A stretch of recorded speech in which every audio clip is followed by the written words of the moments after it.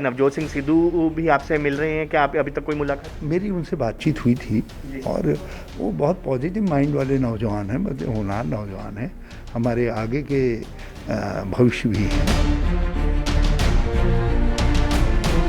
Party को उनसे बड़ी उम्मीदें हैं। हम यहाँ पंजाब में भी, पंजाब से बाहर भी उनकी सेवाओं का उपयोग करेंगे। जब पार्टी का झंडा लेकर के जाने की ज़रूरत पड़ेगी, वो दोनों हाथों पर पार्टी का झंडा लेके जाएंगे।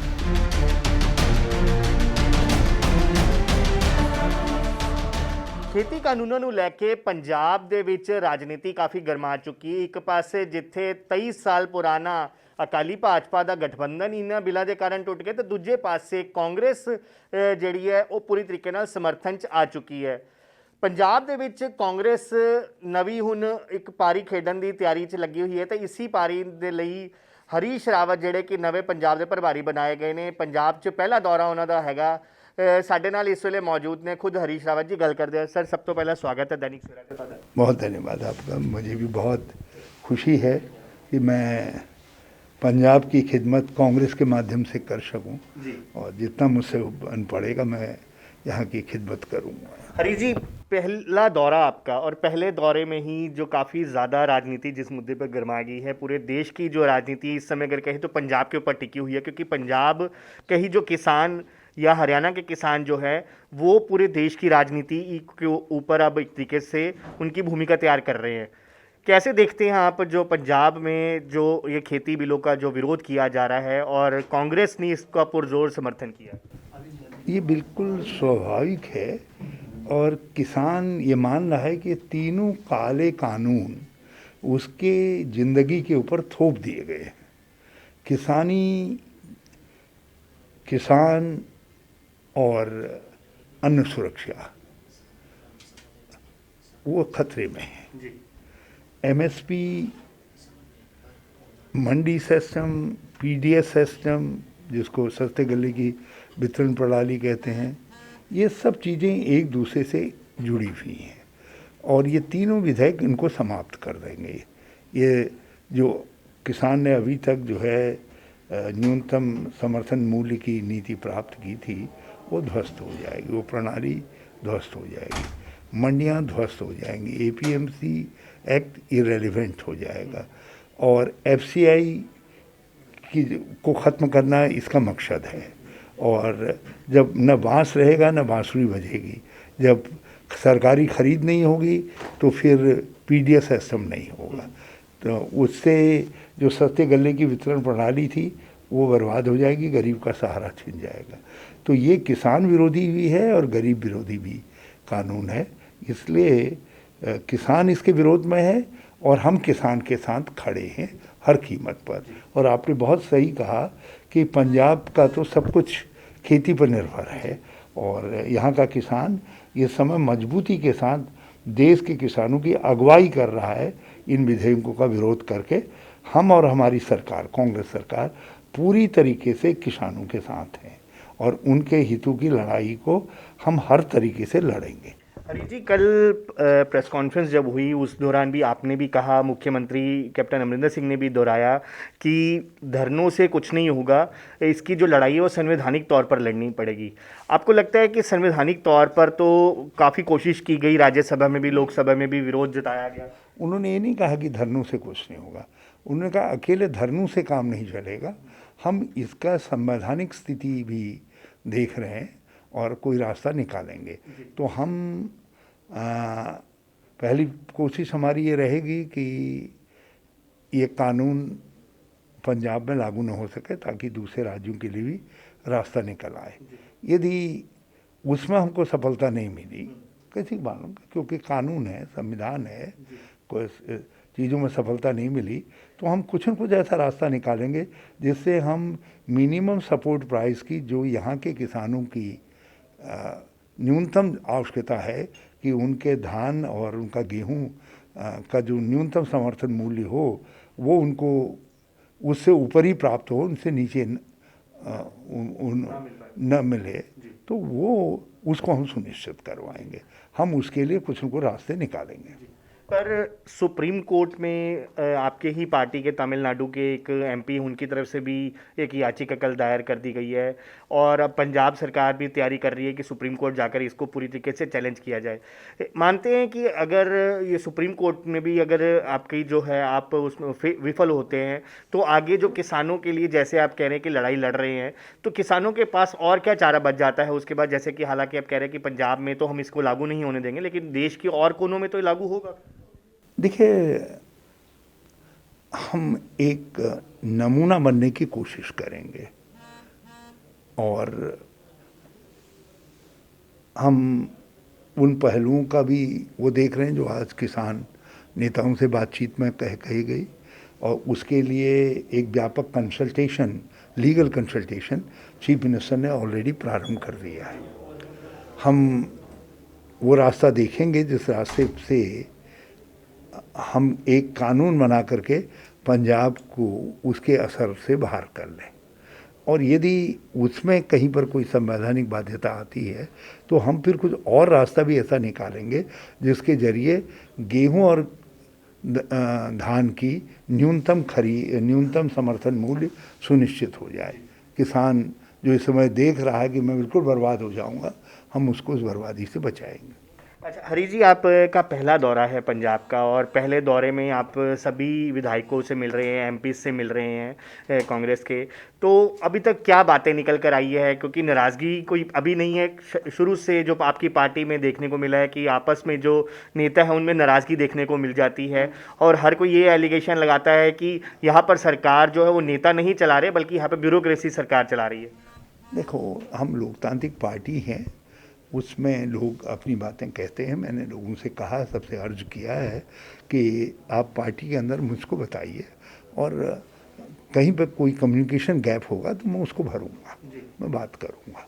और चीफ मिनिस्टर भी मुझे बहुत ओपन लगे इस मामले में, और वो चलते चलते बहुत सारे लोगों से बात कर लेते हैं। कभी ऐसा नहीं है, मैं तो कल से 2 दिन साथ साथ हैं करीब करीब, बिल्कुल पॉजिटिव फ्रेम ऑफ माइंड के साथ चीफ मिनिस्टर इन सब चीज़ों को देख रहे हैं, स्वयं देख रहे हैं। वो स्वयं बहुत अनुभवी व्यक्ति है, मेरी आवश्यकता नहीं है, लेकिन फिर भी मैं प्रभारी के नाते मेरी ड्यूटी है, उन चीज़ों को मैं एड्रेस करने की कोशिश करूँगा। और मैंने अपने सब साथियों से कहा है कि आप भरोसा करिए कि मैं आपके बीच में आपके लिए एक अच्छे संदेश वाहक और एक अच्छे पुल का काम करूं।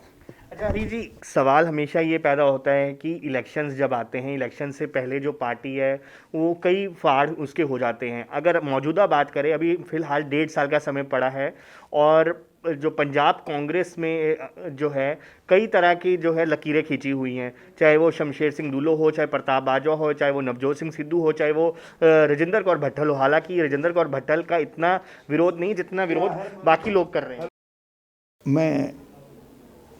मैं इसको देखूंगा, मैं इस पर एक पुल का काम करूंगा और कोई ऐसी चीज़ नहीं आएगी।